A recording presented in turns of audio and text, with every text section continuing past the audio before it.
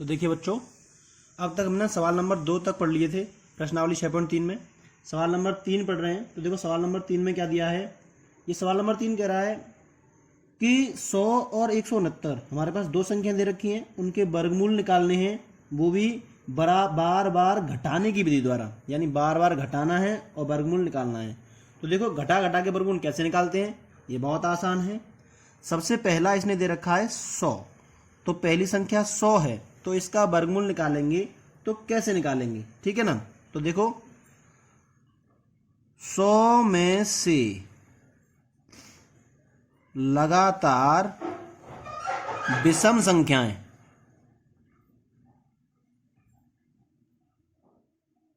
घटाने पर, हमें कुछ नहीं करना है, विषम संख्या घटानी है। तो देखो कैसे घटाएंगे। मान के चलो सबसे पहली विषम संख्या कौन सी होती है, सबसे छोटी होती है 1। तो 100 में से घटाया, कितना बच गया 99।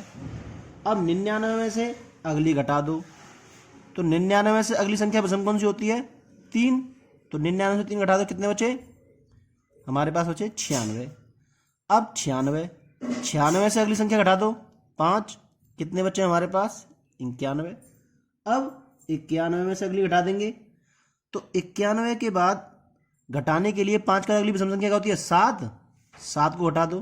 तो 91 में 7 घटे तो कितने बचे 84। अब 84 में से अगली विषम, तो 7 के बाद क्या आएगी 9। तो 84 में से 9 घटाएंगे तो कितना बचेगा बताओ 75। और फिर 75 में से अगली विषम कौन सी होती है 9 के बाद 11। तो 11 घटी 75 में से, तो कितने बच गई 64। अब 64 में से घटाओ अगली विषम, तो 64 में से 11 के बाद क्या आएगी 13। तो क्या बचेगा 64 में 13 घटाने पर 51। अब 51 में से अगली विषम 13 के बाद आती है 15। तो 51 से 15 घटे तो कितने बचे 36। अब 36 में से अगली विषम यानी 17 घटा दो, तो कितने बचेंगे 19। और 19 में से फिर अगली विषम, तो 17 का क्या आता है 19। तो 19 में से 19 घटे तो 0। अब देखो जहां 0 आ जाए वहीं पर काम खत्म। अब आपको क्या देखना है, ये जो 0 है ना कितनी बार घटाया तब आया है। तो देखो गिन लो 1 2 3 4 5 6 7 8 9 10 और हो गया वर्गमूल। बस यहां लिख देंगे चूंकि यह घटाने की प्रक्रिया हमने 10 बार की है। अब 10 बार किया ना, तो इसलिए 10 आंसर है। इसीलिए 100 का वर्गमूल बराबर 10 हो गया ना आंसर। कितना सरल है। इसी तरह से इसमें एक और दे रखा था ना 169। तो 169 में से भी लगातार विषम संख्या घटाएंगे। तो 169 में से, इसमें से लगातार विषम संख्याएं घटाने पर, लगातार विषम संख्या घटा दो। देखो तो 169 में से सबसे पहले घटाएंगे 1, कितना बचेगा 168।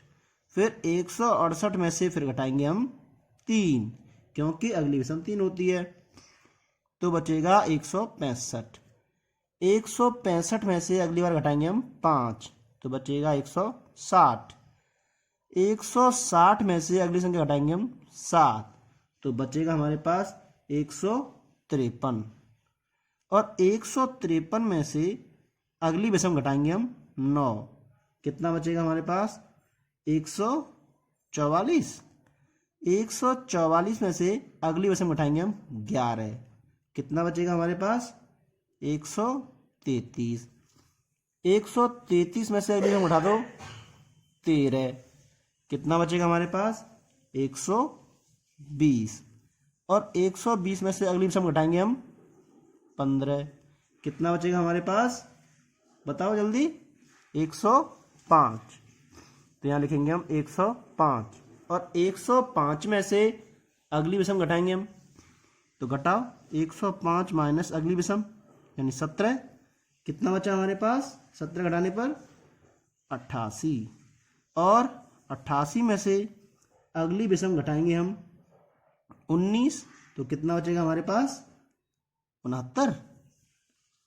69 में से अगली विषम घटा दो 21, कितना बचा हमारे पास? 48। 48 में से अगली विषम घटा दो 23, कितना बचा हमारे पास? 25। और 25 में से 23 की अगली विषम क्या आती है? 25 ही आती है। तो 25 में से 25 घटा दो, कितना बचेगा? 0। ये 0 आया। अब 0 आया तो सही, लेकिन कितनी बार घटाया हमने वो गिन लो। अब देखो 1 2 3 4 5 6 7 8 9 10 और ये 11 12 13, तो कम से कम हमने 13 बार घटाया तब जा करके ये 0 आया। तो इसका मतलब क्या हुआ? इसका आंसर होगा 13। तो यहाँ रख देंगे, चूंकि हमने घटाने की प्रक्रिया कितनी बार की है?